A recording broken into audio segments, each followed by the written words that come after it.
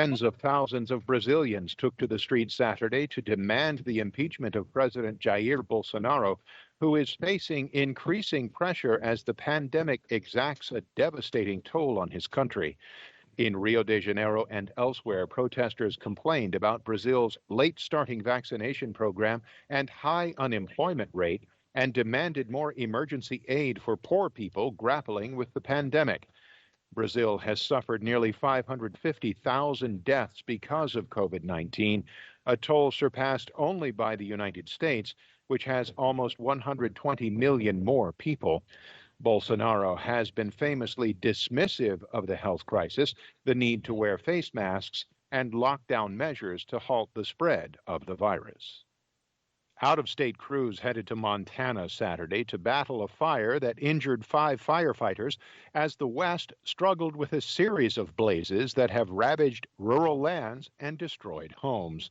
In Butte County, California, the Dixie Fire continued to burn in rugged and remote terrain, hampering firefighters' efforts to contain the blaze as it grows eastward, becoming the state's largest wildfire so far this year.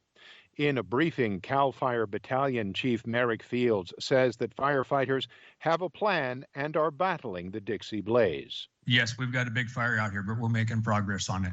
We've still got a lot of work in front of us, but we've got a solid plan, and we're going to pull that off in the next 4 or 5 days. More than 85 large wildfires were burning around the country as of Saturday, most of them in the western states, and they had burned more than 553,000 hectares of land. French anti-riot police fired tear gas Saturday as clashes broke out during protests in central Paris against COVID-19 curbs and vaccination.